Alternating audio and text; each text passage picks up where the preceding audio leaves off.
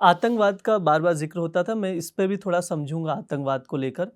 जो फ़ॉरेन में प्रॉपर्टी है, अगर उसको कुछ नुकसान पहुँचाते हैं, तो आतंकवाद को इसमें जोड़ा गया है। लेकिन आतंकवादी को तो सज़ा यूएपीए के तहत भी है, उसमें भी ज़िक्र है। तो कहीं न्यू क्रिमिनल लॉज़ और जो यूएपीए है, क्लैश ना हो जाए, कॉन्ट्राडिक्ट ना हो जाए? नहीं, देखिए वो स्पेशल लेजिस्लेशन है, हाँ। यूएपीए। स्पेशल लेजिस्लेशन उसकी धारा 15 में अगर हम जाएँगे तो उसमें टेररिज़्म क्या है, टेररिस्ट एक्टिविटीज़ क्या हैं, इंटरनल एग्रेशन कैसे होगा, इंटरनल डिस्टर्बेंस कैसे करते हैं, किस तरह से फ़ियर इंस्टिल करते हैं लोगों के बीच में, वो सब यूएपीए में ओके। डिफाइंड है।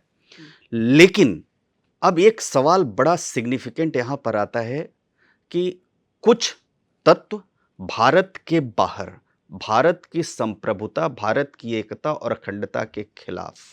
या भारत के कभी पास्ट में किए गए किसी ऐसे टेररिज्म एक्ट को या टेररिस्ट एक्ट को या ऐसे एक्ट को पूरे देश में जिसकी देश की अदालत ने सजा दे दी, उनको ग्लोरीफाई करने के लिए भारत के बाहर किसी इस कंट्री में जहां फ्रीडम ऑफ स्पीच और एक्सप्रेशन के नाम पर भारतीय दूतावास पर या भारतीयों के साथ या भारत के जो अधिकारी हैं वहां हैं उनके साथ वो किसी तरह की गतिविधि करते हैं, तो उसको डील करने के लिए हमारे पास कोई कानून नहीं था। अभी हम लोग जैसे घटनाएं देखते हैं कि किसी दूतावास पर खालिस्तानी संगठन, बैंड टेररिस्ट ऑर्गेनाइजेशंस जो हमारे देश में हैं, वो वहाँ पर प्रोटेस्ट करने लगते हैं क्योंकि उस देश में वो बैंड नहीं है। उन लोगों को डील करने के लिए, उन लोगों की भारत की जो प्रॉपर्टी है वो कैसे कन्फेसिकेट होगी, उन लोगों के ऊपर कैसे मुकदमा चलाया जाएगा, उन लोगों के ऊपर कैसे पूरे देश का जो हमारा उनके साथ ट्रीटी है उस कंट्री के साथ, तो कैसे हम उनको जो है भारत का नागरिक, भारत में अपराध किया तो भारत कैसे लाएंगे, या वो वहाँ का नागरिक है तो कैसे हम डिप्लोमेटिक स्तर पर उसको डील करेंगे, उसमें ये जो है जो भारतीय न्याय संहिता है उसमें वर्णन है। दूसरा, अभी हम देखें तो जो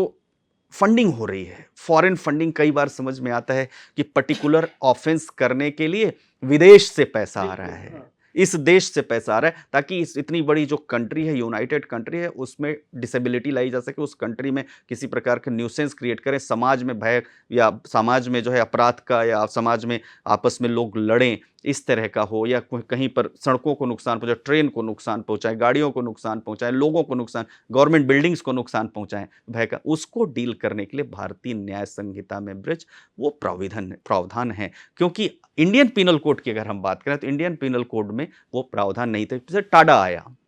टाडा को रिपील किया, पोटा आया, पोटा को रिपील किया। अब यूएपीए के तहत एक जनरल सा देखते हैं, पहले क्या होता था कि अगर मान लीजिए आप स्पेशल लेजिस्लेशन में कहीं पर अपराधी को पकड़ना है, जैसे जो जम्मू कश्मीर में टेररिस्ट थे, कश्मीर में उन टेररिस्ट को पकड़ना है तो वहां की स्टेट की परमिशन पहले लेनी पड़ती थी कि स्टेट पुलिस का साथ में। यूएपीए नहीं, उसके धारा 19 का परिवर्तन करके पार्लियामेंट ने पास किया कि नहीं, अब